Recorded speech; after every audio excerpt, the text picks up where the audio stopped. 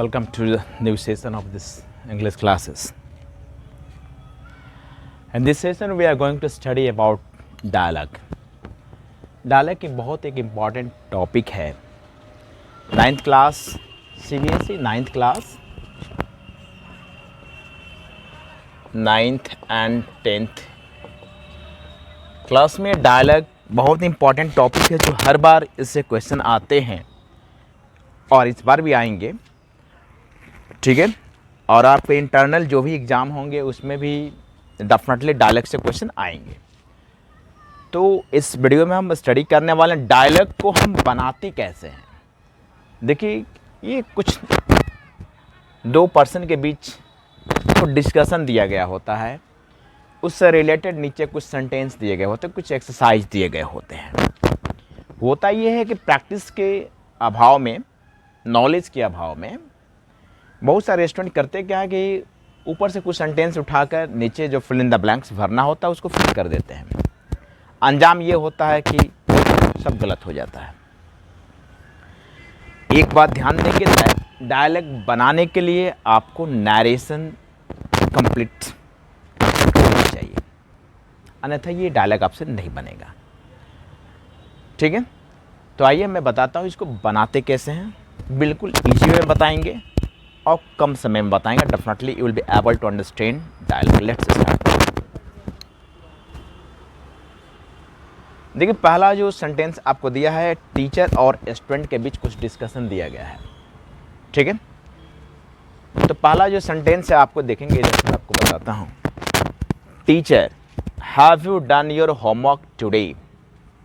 तो इस बात को आपको ये करना होगा जैसे यहाँ की इस तरह से ये सेंटेंस लिखा होगा, the teacher said to the student. यहाँ पे हिडन है, ये आपको समझना होगा. ठीक है, the teacher said to the student, okay, have you done your homework today. ठीक है, तो देन आफ्टर जब इस सेंटेंस को आप इंट्रोगेटिव में चेंज करो, when you will change this sentence into interrogative, the answer you will get the teacher asked the student. We have a study in interrogative sentence. हम interrogative sentence हमने study आपको पढ़ाया था कि इन्वर्टेड कॉमा के बदले हम डैट का यूज़ कहीं नहीं करते. We never use that in interrogative sentence. ठीक है, तो इंट्रोगेटिव में हम डैट का यूज़ नहीं करते हैं, इफ़ या वेदर का यूज़ करते हैं. तो क्या होगा, the teacher asked the student if. You is second person change according to the object. object है आपका स्टूडेंट, अब स्टूडेंट के अनुसार चेंज होगा तो क्या हो जाएगा जी, if he had done his homework today that day. ठीक है, अब देखिए ये आपका सेंटेंस को आपने चेंज किया तो ये आपको मिला. तो डायलॉग में होता है कि जो आपका आंसर होता है उसका कुछ पार्ट्स दे दिया गया होता है, कुछ पार्ट्स छोड़ दिया गया होता है. जो छोड़ा होता है उसी को आपको फिल इन द ब्लैंक्स भरना होता है. तो यहाँ दिया हुआ the teacher asked the student. The teacher asked the student यानी यहाँ तक दिया गया है, इसके बाद वाले पार्ट को आपको यहाँ फिल करना है. ठीक है, the teacher asked the student if he had done his homework that day. First का आपका आंसर ए का हो जाएगा, if he had done his homework that day. ठीक है, ये फर्स्ट पार्ट का हुआ. तो पहला चेंज करने आ गया आपको. मैं सेकंड पार्ट बताता, एक बार फिर से आपको बता दे रहा हूं, ध्यान देंगे. The discussion of the teacher and the student. पहला जो लाइन है टीचर स्टूडेंट से बोलता है कि have you done your homework today. क्या आज आपने अपना होमवर्क गृह कार्य किया है. ठीक है, तो you have to understand that teacher जो ये बात कह रहा है स्टूडेंट से कह रहा है. तो यहाँ सेंटेंस हिडन है, the teacher said to the student, comma inverted comma शुरू, have you done your homework today.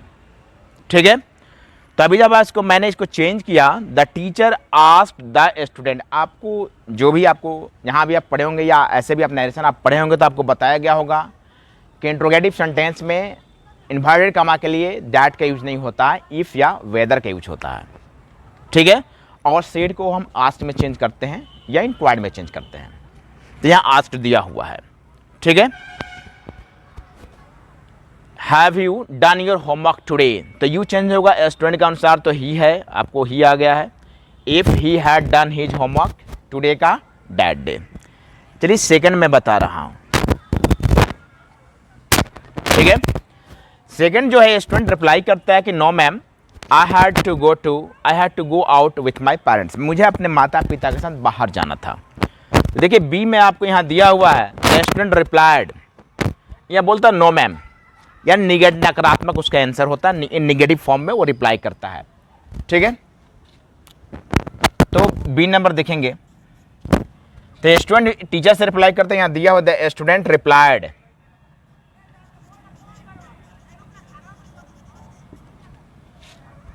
The student replied,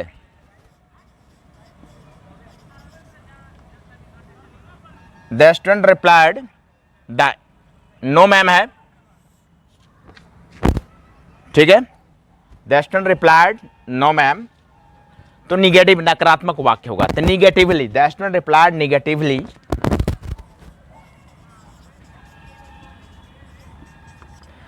the student replied negatively. अब देखिए कि I had to go out with my parents, मुझे अपने माता पिता के साथ बाहर जाना था। आई आया है स्टूडेंट के लिए, क्या हो जाएगा negatively, that he had to go out with my, student के अनुसार चेंज होगा तो हीज हो जाएगा पेरेंट्स। अब देखिए आपका बी नंबर में द स्टूडेंट रिप्लाइड यहां तक दिया हुआ है, उसके बाद के ये पूरा सेंटेंस आपको फिल करना होगा। The student replied that he had to go out with his parents, छात्र ने जवाब दिया कि उसे अपने माता पिता के साथ बाहर जाना था, ठीक है, क्लियर, यह स्पष्ट हुआ। Let's see the third part, C number हम देखते हैं इसको, उम्मीद करता हूं ये समझ में आया होगा आपको।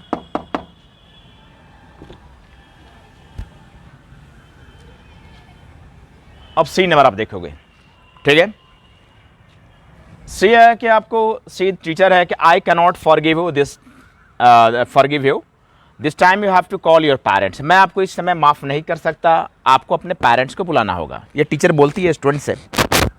तो सी में देखें दिया है द टीचर एंग्रीली सेड, शिक्षिका ने गुस्से पूर्वक जवाब दिया, ठीक है। दैट आई चेंज होगा टीचर के अनुसार, तो सी हो जाएगा the teacher angrily said that she could not, cannot change into past में कुड नॉट हो जाएगा। The teacher angrily said that she could not forgive, you change होगा स्टूडेंट के अनुसार, तो हिम हो जाएगा। द टीचर एंग्रीली सेड, ठीक है, the teacher angrily said that, I होगा टीचर अनुसार, तो सी हो जाएगा she could not forgive him, comma है, कमा देंगे, दिस का डेट हो जाएगा जी, डेट टाइम, यू होगा स्टूडेंट के अनुसार चेंज, तो ही हो जाएगा he had to call, your student के अनुसार होगा चेंज, तो हीज हो जाएगा पेरेंट्स। तो ये डायलॉग का प्रैक्टिस सेट था, एक मैंने कम समय में आपको एक प्रैक्टिस सेट समझाया हूँ। उम्मीद करता हूँ इसकी मदद से आप घर पे, हॉस्टल जहाँ भी आप रहते होंगे, पढ़ते होंगे, डेफिनेटली आप इसकी मदद से प्रैक्टिस करेंगे, और जो भी दिक्कत होगा आगे पूछेंगे, मैं आपको बताऊँगा। Thank you, good day.